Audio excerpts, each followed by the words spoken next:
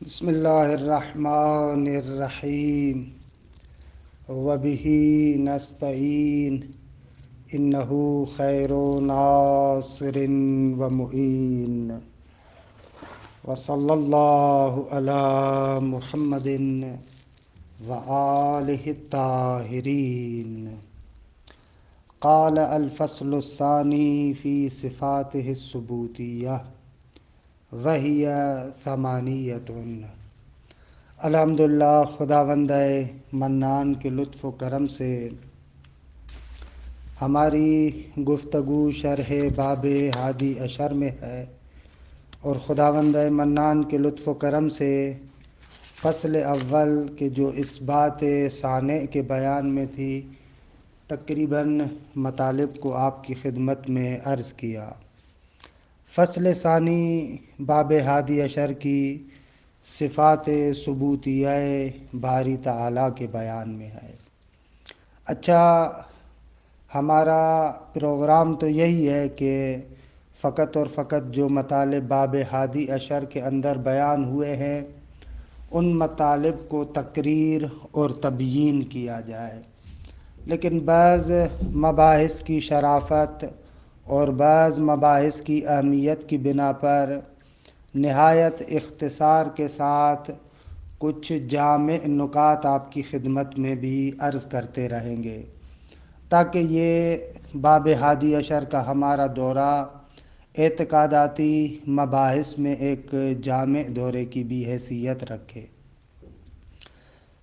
مصنف کے مطالب کو باقاعدہ بیان کرنے سے پہلے ضروری سمجھتا ہوں کہ اس جلسے میں صفات باری تعالیٰ کے بارے میں اختصار کے ساتھ جو اہم ترین مباحث، یعنی علامہ حلی کے بعد، فاضل مقداد کے بعد علماء کی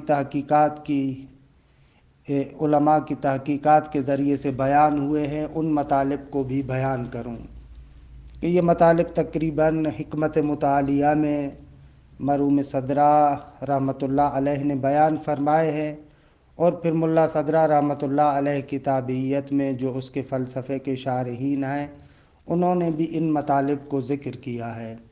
لہذا ضروری سمجھتا ہوں کہ صفات باری کے بارے میں کلی طریقے سے چند مباحث کو آپ کی خدمت میں عرض کروں، اور انشاءاللہ اس درس کو بہت ہی دقت کے ساتھ اور تحمل کے ساتھ سنیے گا کہ انشاءاللہ صفات واجب کے بارے میں یہ جو کلی مباحث ہیں آپ کے لیے بہت زیادہ مفید واقع ہوں گے۔ دیکھیں، صفات خدا کے بارے میں دو طرح کے مباحث کو پیش کیا جا سکتا ہے۔ کچھ مباحث ایسے ہیں کہ صفات کے بارے میں خصوصی مباحث ہیں، یعنی ہر ایک صفت کو مد نظر رکھیں گے اور اس صفت کے ذیل میں مباحث کو پیش کریں گے۔ مثلا قدرت کو بیان کریں گے، علم کو بیان کریں گے، حیات کو بیان کریں گے، ارادہ و ادراک و ازلیت و تکلم و صدق، یہ مثلا جو عام طور پر صفات ثبوتیہ کے عنوان سے مطرح کرتے ہیں۔ ایک بحث یہ ہے کہ ہر ایک صفت کے بارے میں ہم گفتگو کریں۔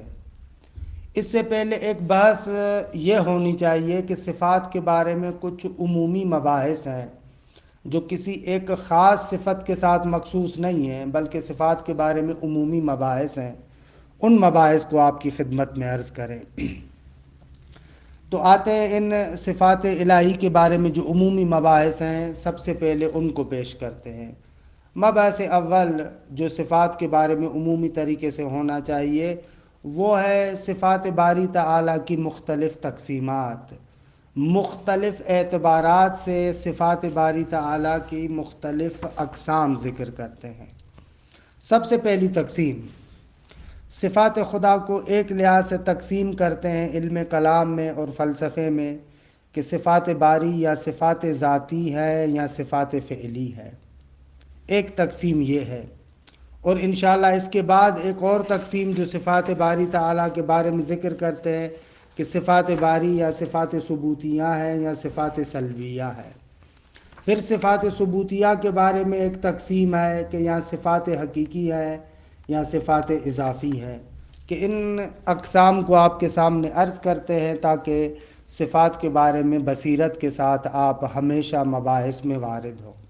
خب سب سے پہلی تقسیم صفات باری تعالیٰ یا صفات ذاتی ہے یا صفات فعلی ہے۔ صفات ذاتی سے مراد یہ ہے کہ وہ صفات جن کو انتزاع کرنے کے لیے فقط ذات واجب کا لحاظ کافی ہے۔ دوسرے لفظوں میں ایسے کہہ سکتے ہیں صفات ذاتی وہ صفات ہے کہ ان صفات سے متصف ہونے کے لیے فقط ذات واجب کا لحاظ کافی ہے۔ ان صفات کے لیے ذات واجب کے علاوہ کسی اور چیز کو مد نظر نہیں رکھا جاتا، کسی بھی غیر سے مقایسہ نہیں کیا جاتا، کسی بھی غیر سے نسبت کو مد نظر رکھنا نہ ضروری نہیں ہے۔ مثلا جیسے حیات ہے، علم ہے، قدرت ہے، اب یہ ایسی صفات ہیں کہ ان صفات سے متصف ہونے کے لیے واجب تعالیٰ کی ذات کا لحاظ کافی ہے، کسی اور چیز کا لحاظ کرنا ضروری نہیں ہے۔ یعنی ہمارے سامنے فقط ذات واجب ہو تو بھی آپ کہہ سکتے ہیں کہ خدا عالم ہے، خدا حی ہے، خدا قادر ہے۔ ایسی صفات کو کہتے ہیں صفات ذات۔ پس صفات ذات یعنی جن صفات سے متصف ہونے کے لیے ذات واجب کا لحاظ کافی ہے۔ اس کے مقابلے میں صفات فعلی ہے، صفات ذاتی کے مقابلے میں صفات فعلی ہے۔ یہ ایسی صفات ہیں کہ جن میں ذات واجب کے علاوہ غیر کا لحاظ کرنا ضروری ہے۔ یعنی آپ جب تک کسی غیر کو مد نظر نہیں رکھیں گے واجب تعالیٰ کو ان صفات سے آپ متصف نہیں کر سکتے۔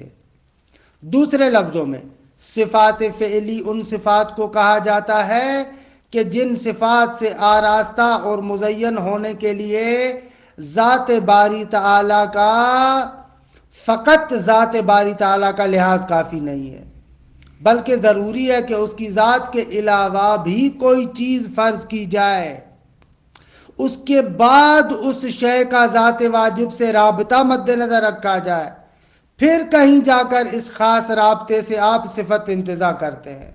مثال دو، جیسے خالق، رازق، جواد، غفور، تواب، منتقم، بدیع، رب، رقیب، رؤوف، صانع، مالک وغیرہ۔ یہ ایسی صفات ہیں، یعنی جب تک خدا کسی کو خلق نہیں کرتا خدا صفت خالقیت سے متصف نہیں ہو سکتا۔ یعنی پروردگار عالم نے کسی کو خلق کیا، آپ نے اس مخلوق کو ملاحظہ کیا، خدا کی تخلیق کو مد نظر رکھا، پھر جا کر آپ کہتے ہیں کہ خدا خالق ہے۔ اسی طریقے سے صفت رازق ہے، جب تک پروردگار عالم کسی کو رزق نہیں دیتا آپ اس کو رازق ہونے سے متصف نہیں کر سکتے۔ دوسرے لفظوں میں یہ صفات فعلیہ وہ صفات ہیں کہ جن میں ذات باری کے علاوہ غیر کا بھی لحاظ کیا جا سکتا ہے، کیا جا سکتا ہے نہیں بلکہ حتماً کرنا پڑے گا۔ اچھا، صفات ذات اور صفات فعل کو یا صفات ذاتی اور صفات فعلی کو اور زیادہ روشن کرنے کے لیے چند فروق جو صفات ذاتی اور صفات فعلی میں ہیں ان کو مد نظر رکھیں۔ صفات ذاتی اور صفات فعلی میں چند طریقوں سے تفاوت کر سکتے ہیں۔ پہلا فرق، صفات فعلی وہ صفات ہیں جن میں ذات واجب اپنے فعل سے مقایسہ اور نسبت رکھنے کی وجہ سے متصف ہوتی ہے۔ دوسرے لفظوں میں صفات فعل کو مقام فعل سے انتزاع کیا جاتا ہے، جبکہ صفات ذاتی کو مقام ذات سے انتزاع کیا جاتا ہے۔ یہ پہلا فرق ہے، صفات ذاتی کو مقام ذات سے انتزاع کرتے ہیں اور صفات فعلی کو مقام فعل سے انتزاع کرتے ہیں۔ خدا خلق کرتا ہے تو وہاں سے خالقیت کو انتزاع کرتے ہیں، خدا رزق دیتا ہے تو وہاں سے آپ رازقیت کو، رازق ہونے کو انتزاع کرتے ہیں۔ یہ ہو جائے گا پہلا فرق۔ اچھا، دوسرا فرق، صفات فعلی فعل کی تابعیت میں زمان اور مکان سے مقید ہوتی ہیں. دقت کیجئے گا، صفات فعلی فعل کی تابعیت میں زمان اور مکان سے مقید ہوتی ہیں، جبکہ صفات ذاتی کبھی بھی زمان اور مکان سے مقید نہیں ہو سکتی. یہ دقت کے ساتھ سمجھیں کیا عرض کرنا چاہ رہا ہوں. مثال، کہا جا سکتا ہے کہ پروردگار عالم نے فلاں زمان میں فلاں کو خلق کیا تو خالق بنا. کہا جا سکتا ہے کہ خدا نے فلاں زمان میں رزق دیا، رزق عطا کیا فلاں مکان میں، تو مثلا اس مکان کی نسبت سے رازق کہلایا. یعنی صفات فعلی اس فعل کی مناسبت سے ہیں. اگر فعل زمان اور مکان میں مقید ہے تو وہ صفت فعلی بھی زمان اور مکان میں مقید ہوگی. یعنی مثلا جب تک خداوند متعال نے عالم کو خلق نہیں کیا تو آپ کہہ سکتے ہیں کہ اس زمانے میں خدا خالق نہیں ہے. جس زمان میں خدا عالم کو خلق کرتا ہے آپ کہتے ہیں اس زمانے میں خالق ہے. اگر فلاں مکان میں فلاں چیز کو خلق نہیں کیا تو اس کی نسبت سے خالق نہیں ہے. فلاں مکان میں فلاں چیز کو خلق کیا اس مکان کی نسبت سے خالق کہلائے گا. تو صفات فعلی زمان اور مکان سے مقید ہوتی ہیں، لیکن صفات ذاتی زمان اور مکان سے مقید نہیں ہوتی، کیونکہ ان کو آپ مقام ذات سے انتزاع کرتے ہیں. مقام ذات پروردگار عالم زمان اور مکان سے بالاتر ہے، لہذا آپ خدا کی صفات ذاتی کو جیسے حیات ہے، علم ہے، قدرت ہے، ان کو زمان اور مکان سے مقید نہیں کر سکتے. اچھا، ممکن ہے کہ اس فرق سے آپ کے ذہن میں سوال آئے کہ بھائی مگر خدا کی صفات بھی زمان اور مکان سے مقید ہو سکتی ہیں. تو اس کا جواب ایسے ہے، جی صفات کے اندر تقسیم ہے. اگر آپ کا مقصود یہ ہے کہ خدا کی صفات ذات، تو صفات ذات زمان اور مکان سے مقید نہیں ہوتی، لیکن صفات فعل زمان اور مکان سے مقید ہوتی ہے. البتہ اس چیز کا لازمہ یہ نہیں ہے کہ ذات خدا کو آپ نے زمان اور مکان سے مقید کیا، بلکہ صفات فعل در حقیقت صفت فعل خدا ہے، نہ کہ صفت ذات خدا ہے. جب یہ صفات در حقیقت صفت فعل خدا ہے تو فعل خدا زمان اور مکان میں مقید ہو سکتا ہے، اس میں کوئی حرج نہیں ہے. فعل خدا زمان اور مکان کے ساتھ مقید ہو سکتا ہے، لیکن ذات خدا زمان اور مکان کے ساتھ مقید نہیں ہو سکتی. لہذا صفات ذاتی زمان اور مکان کے ساتھ مقید نہیں ہو سکتی، صفات فعلی زمان اور مکان کے ساتھ مقید ہو سکتی ہے. اچھا، یہ دوسرا فرق. تیسرا فرق صفات فعلی اور صفات ذاتی میں یہ ہے کہ صفات فعلی میں سلب اور اثبات دونوں ممکن ہیں، جبکہ صفات ذاتی میں سلب اور اثبات دونوں ممکن نہیں ہے، وہاں پر فقط اثبات ہے. مثال، خدا نے جب تک زمین کو خلق نہیں کیا آپ کہتے ہیں کہ خدا زمین کا خالق نہیں ہے، نفی کے ساتھ متصف کیا. لیکن جیسے ہی خدا نے متعال نے زمین کو خلق کیا آپ کہتے ہیں زمین کا خالق ہے. بس اثبات اور نفی دونوں کی نسبت آپ صفت فعل کی نسبت سے دے سکتے ہیں. آپ کہہ سکتے ہیں جب تک زمین کو خلق نہیں کیا تو زمین کا خالق نہیں ہے، جب زمین کو خلق کیا تو زمین کا خالق ہے. سلب اور اثبات دونوں کے ساتھ متصف ہو سکتا ہے. لیکن صفت ذاتی میں ایسے نہیں ہے. کبھی بھی آپ نہیں کہہ سکتے کہ کسی بھی زمانے میں کبھی بھی کسی بھی برائے زمانے میں نعوذ باللہ خدا عالم نہیں تھا، نہ، خدا ازل سے عالم ہے. کبھی بھی آپ نہیں کہہ سکتے کہ خدا مثلا قادر نہیں ہے. کبھی بھی آپ نہیں کہہ سکتے کہ خدا حی نہیں ہے، نہ. یہ تیسرا فرق. چوتھا فرق، صفات فعلی ہمیشہ اس بات پر دلالت کرتی ہیں کہ ذات کے علاوہ کوئی غیر ہے جس کا ذات الہی سے تعلق ہے. صفات فعلی ایسے ہیں، لیکن صفات ذاتی میں یہ ایسے نہیں ہے. یعنی مطلب ذات کے علاوہ کسی غیر کا ملاحظہ نہیں ہے، بلکہ خود ذات کو مد نظر رکھا جاتا ہے. خوب، آخر میں ایک نقطے کو بیان کروں کہ جس نقطے کو حضرت استاد مصباح مرحوم رحمت اللہ علیہ نے اپنے تصانیف میں مثلا آموزش فلسفہ میں صفات ذاتی اور صفات فعلی کے بارے میں ایک جامع بیان ذکر کیا ہے، اس کا خلاصہ ذکر کرتا ہوں. صفات ذاتی میں مرحوم استاد مصباح رحمت اللہ علیہ فرماتے ہیں کہ واجب تعالی ان صفات کا عینی مصداق ہوا کرتا ہے. مثلا علم، مثلا قدرت، مثلا حیات. علم و قدرت و حیات یہ صفات ذاتی ہے. ذات واجب ان صفات کا عینی مصداق ہے، یعنی وہی ذات عین علم ہے، وہی ذات عین قدرت ہے، وہی ذات عین حیات ہے. جبکہ صفات فعلی خدا در حقیقت خدا اور مخلوق کے مابین جو اضافات اور نسبتیں ہیں، صفات فعلی ان اضافات اور نسبتوں سے حکایت کرتی ہیں. پس صفات فعلی در حقیقت ان اضافات، نسبتوں اور اعتبارات سے عبارت ہے جو فعل اور خدا ان دونوں کے مابین اضافات اور نسبتیں، ان کو ہم کہتے ہیں صفات فعلی. پس صفات فعلی کو آپ مقام فعل سے انتزاع کرتے ہیں. یہاں سے ایک اہم ترین نقطہ سمجھ میں آتا ہے کہ صفات فعلی خدا حادث ہیں. دقت کیجئے گا، یہ نئے مطالب ہے، عام طور پر اس طریقے سے گفتگو نہیں ہوتی.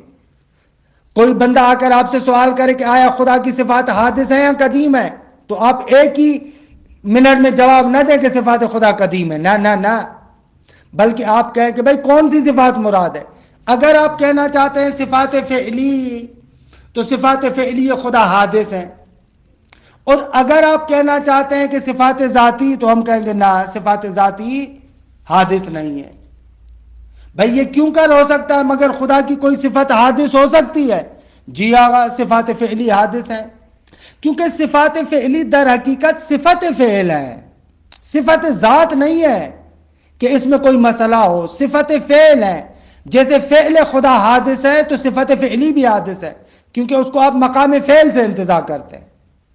جبکہ صفات ذاتی ایسے نہیں ہے، صفات ذاتی عین ذات ہے.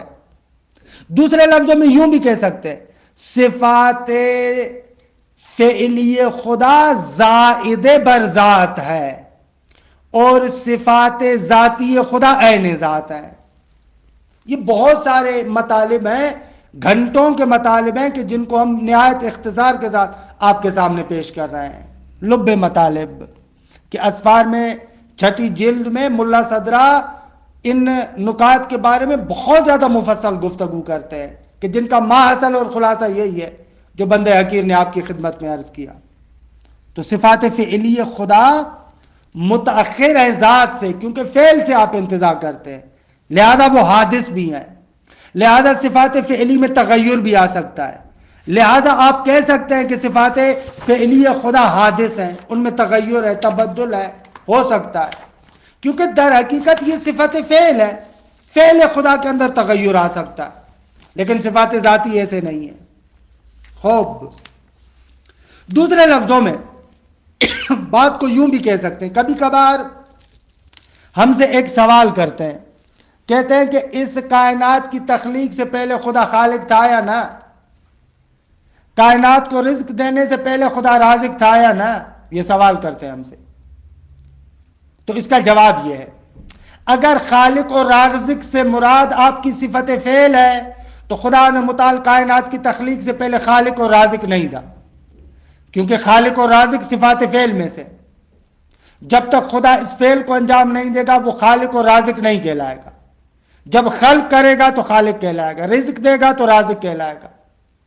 پس عالم کی تخلیق سے پہلے خدا خالق اور رازق نہیں ہے، کہہ سکتے ہیں صفت فعل کے عنوان سے. البتہ کبھی کبھار ایسے مطلب ہوتا ہے، خالق سے مراد وہ کہ جو خلق کر سکتا ہے، رازق سے مراد وہ کہ جو رزق دے سکتا ہے.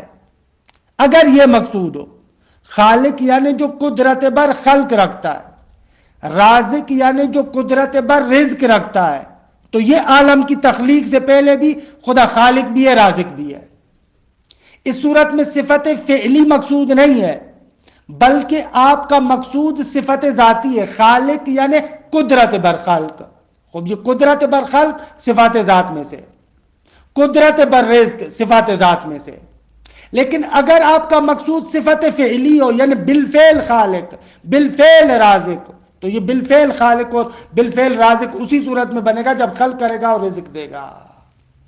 اگر یہاں سے ایک دقیق اور عمیق نقطے کی جانب اشارہ کروں کہ جس کی طرف مرحوم علامہ طباطبائی رحمۃ اللہ علیہ نے اور ملا صدرہ نے بھی اشارہ فرمایا ہے کہ جتنی بھی صفات فعلیہ پروردگار ہیں ایک اعتبار سے ان کا سرچشمہ اور مبدأ صفت ذات ہے. صفات فعلیہ خدا ایک لحاظ سے صفت ذات کی طرف پلٹتی ہے. جتنی بھی صفات ہیں وہ ساری کی ساری قیومیت واجب تعالیٰ کی طرف پلٹتی ہیں. قیومیت یعنی القائم بنفسہ والمقیم لغیرہ. خب یہ صفت ذات ہے, تمام صفات فعلی اسی کی طرف پلٹتی ہیں. خب یہ بات اول صفات ذات اور صفات فعل کے بارے میں. اچھا, ایک اور تقسیم جو صفات باری تعالیٰ کے لیے ہے وہ ہے صفات ثبوتیہ اور صفات سلبیہ. یا صفات ثبوتیہ کو صفات جمالیہ بھی کہتے ہیں اور صفات سلبیہ کو صفات جلالیہ بھی کہتے ہیں. صفات ثبوتیہ یعنی وہ صفات جو بیان کرتی ہیں کہ واجب ان صفات سے متصف ہے, جیسے علم, قدرت, حیات.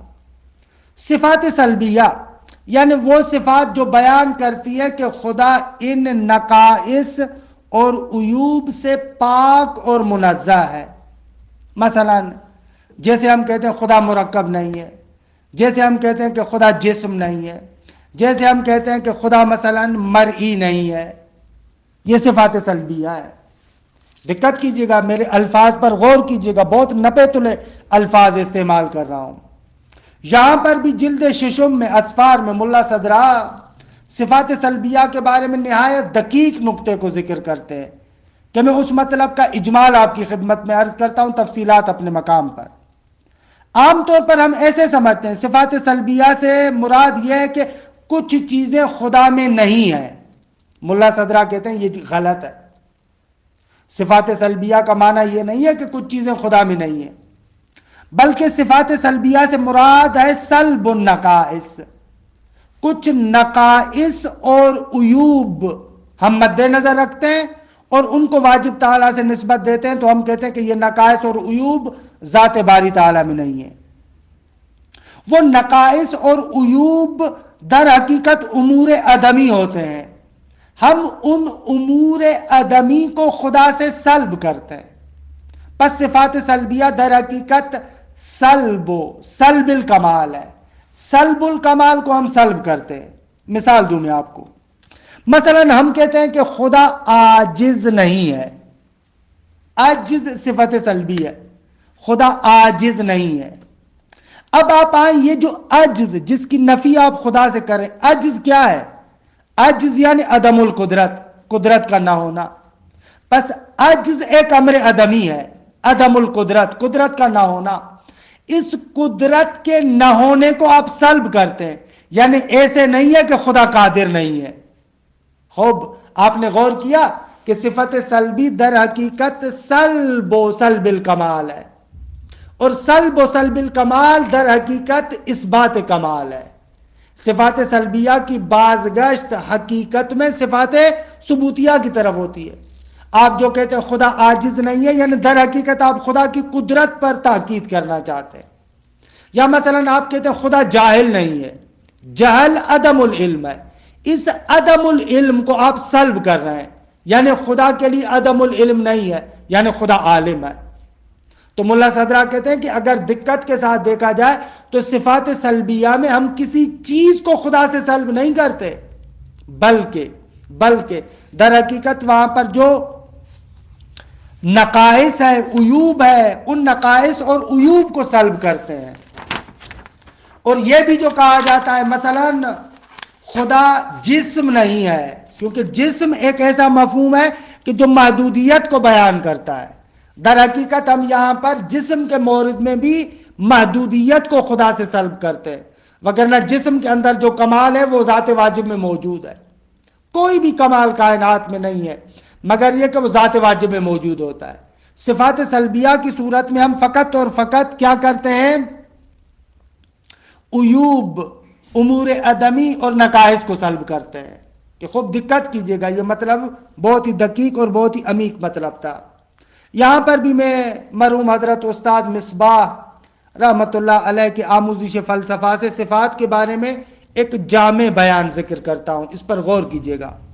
آموزش فلسفہ میں استاد مصباح مرحوم نے صفات کے بارے میں ایک جامع نقطہ ذکر کیا ہے کہ کون سی صفات کی نسبت خدا کی جانب دے سکتے ہیں اور کون سی صفات کی نسبت خدا کی طرف نہیں دے سکتے. دیکھیں، ہمارے پاس جو مفاہیم ہیں وہ دو طرح کے مفاہیم ہیں، یا مثلا مفاہیم ثبوتی ہے یا مفاہیم سلبی ہے. خب مفاہیم سلبی تو سلب الکمال کو ذکر کر رہے ہیں، یعنی یہ جو سلب الکمال ہے اس کو سلب کر رہے ہیں. سلب النقائص کی بات ہے، جو نقائص ہیں ان کو سلب کرنے کو سلب کر رہے ہیں. لیکن ثبوتی مفاہیم بھی دو طرح کے ہیں. بعض ثبوتی مفاہیم ایسے ہیں جو موجودات کی محدودیت سے حکایت کرتے ہیں. مثلا جیسے جسمیت، زمان، مکان، مفاہیم ثبوتی ہیں لیکن یہ محدودیت کو بیان کرتے ہیں. مفاہیم ثبوتی ہیں لیکن محدودیت کو بیان کرتے ہیں. ایسے مفاہیم ثبوتی جو محدودیت کو بیان کریں ان مفاہیم کی نسبت خدا کی طرف نہیں دے سکتے. آپ نہیں کہہ سکتے خدا جسم ہے، آپ نہیں کہہ سکتے کہ خدا زمان رکھتا ہے، آپ نہیں کہہ سکتے کہ خدا مکان رکھتا ہے، کیونکہ یہ ہے تو مفاہیم ثبوتی، لیکن مفاہیم ثبوتی ایسے ہیں کہ جو محدودیت کو بیان کرتے ہیں. بقول استاد مصباح مرحوم کے کہ جتنے بھی مفاہیم ماہوی ہیں، یہ جتنے بھی مفاہیم ماہوی ہیں، مختلف ماہیات کے مفاہیم، یہ دیکھیں ضعف کو، محدودیت کو بیان کرتے. ماہیت اصلاً ضعف کو بیان کر رہی ہے، تو آپ ان مفاہیم ماہوی کی نسبت خدا کی طرف نہیں دے سکتے. آپ نہیں کہہ سکتے خدا جسم ہے، آپ نہیں کہہ سکتے کہ خدا پہاڑ ہے، آپ نہیں کہہ سکتے خدا مثلا فلاں ہے. مفاہیم ماہوی کی نسبت نہیں دے سکتے. بس ایسے مفاہیم ثبوتی کے جو محدودیت کو بیان کریں ان کی نسبت خدا کی طرف نہیں دے سکتے. دو، کچھ مفاہیم ثبوتی ایسے ہیں کہ جو کمالات سے حکایت کرتے ہیں. مثلا مفہوم علم، اگرچہ ہم نے جتنے علم کے مصادیق دیکھے ہیں وہ مصادیق محدود ہیں، لیکن اصل علم کمال کو بیان کرتا ہے، اصل قدرت کمال کو بیان کر رہی ہے، اصل ارادہ کمال کو بیان کر رہا ہے. خوب آپ ان مفاہیم ثبوتی کی نسبت خدا کی طرف دے سکتے ہیں، لیکن ان مفاہیم کو بھی محدودیت سے کینچی کریں، خالی کریں. خدا عالم ہے لیکن علم کی محدودیت نہیں ہے، لامحدود عالم ہے. خدا قادر ہے لیکن قدرت کی محدودیت نہیں ہے، لامحدود قدرت رکھتا ہے. ایسے ان مفاہیم کی نسبت آپ خدا کی طرف دے سکتے ہیں. خوب یہ بیان تھا استاد مصباح مرحوم کا، کہ خوبصورت بیان تھا. اچھا، وقت بھی ہمارا گزر گیا اور آخر میں ایک اور تقسیم رہتی ہے کہ اس کی طرف جلدی میں اشارہ کروں. صفات ثبوتیہ کو ایک لحاظ سے تقسیم کرتے ہیں دو قسموں میں، یا صفات ثبوتیہ حقیقیہ ہیں یا صفات اضافی ہیں. صفات اضافی یعنی وہی اضافہ، اعتبار، نسبت، مثلا جیسے عالمیت، قادریت، خالقیت، یہ اضافہ ہے. جب بھی کوئی موجود کسی چیز کا عالم ہوتا ہے تو ایک عالم ہوتا ہے، ایک معلوم ہوتا ہے، اور ایک عالم اور معلوم کے درمیان اضافہ ہوتا ہے جس کو کہتے ہیں عالمیت. جب بھی کوئی خلق کرتا ہے تو ایک خالق ہے، ایک مخلوق ہے، اور دوسرا ان کے درمیان اضافہ ہے، خالقیت. تو صفات اضافی کہتے ہیں ان اضافات کو، اعتبارات کو، نسب کو. اچھا، صفات حقیقی یعنی جو واقعاً امور واقعی سے حکایت کرتی ہیں، ان کو کہتے ہیں صفات حقیقی. صفات حقیقی واقعاً امور واقعی سے حکایت کرتی ہیں، علم، قدرت، حیات، ایسے. اچھا، پھر صفات حقیقیہ کی بھی دو قسمیں، یا صفات حقیقیہ محضہ ہیں یا صفات حقیقیہ ذات الاضافہ ہیں. صفات حقیقیہ محض ان صفات کو کہا جاتا ہے کہ جن کے مفہوم میں بھی غیر کی طرف نسبت نہیں رکھی ہوئی، جیسے حیات، یہ صفت حقیقی محضہ ہے کہ حتیٰ اس صفت کے مفہوم میں بھی غیر کی طرف اضافہ نہیں ہے، جبکہ صفات حقیقی ذات الاضافہ ان صفات کو کہتے ہیں کہ جن کے مفہوم میں غیر کی طرف نسبت رکھی ہوئی ہے۔ مثلا جیسے قدرت، ہمیشہ قدرت بر چیزی، قدرت کسی چیز پر ہوتی ہے۔ غیر کا عالم ہونا، عالم بالغیر، تو قدرت اور علم کے مفہوم میں غیر کی طرف اضافہ رکھا ہوا ہے۔ اچھا، ان کو کہتے ہیں صفات حقیقی ہے ذات الاضافہ۔ یہاں پر ایک دقیق مطلب ہے، بہت ہی دقیق اور عمیق مطلب ہے، جو اہل بندہ ہے اس کے لیے عرض کر رہا ہوں۔ ممکن ہے آپ کے ذہن میں سوال آئے پھر صفات فعلی اور صفات حقیقی ہے ذات الاضافہ میں کیا فرق ہوا؟ کیونکہ صفات فعلی میں بھی آپ نے کہا کہ وہاں پر غیر کا ملاحظہ کرتے، صفات حقیقی ہے ذات الاضافہ میں بھی کہتے ہیں آپ غیر کا لحاظ کر رہے ہیں، تو ان دونوں میں کیا تفاوت ہے؟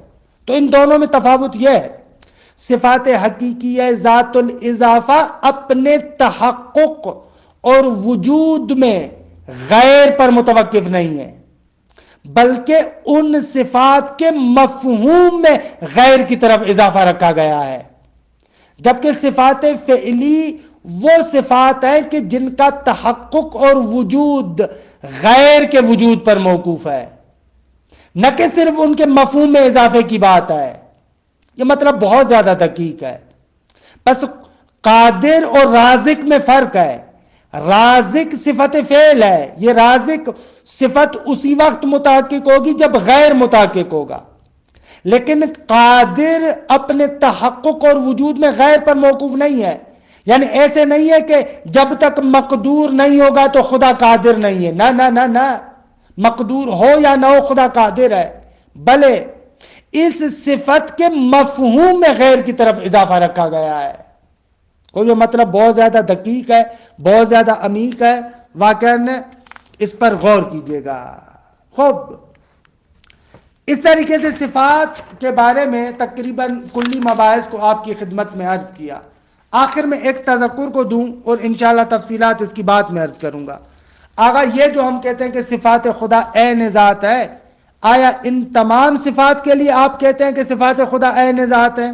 نہ عزیز مان، صفات فعلی عین ذات نہیں ہے بلکہ زائد بر ذات ہے، صفات اضافی عین ذات نہیں ہے بلکہ زائد بر ذات ہے، صفات سلبیہ بلے صفات ثبوتیہ کی جانب پلٹتی ہیں۔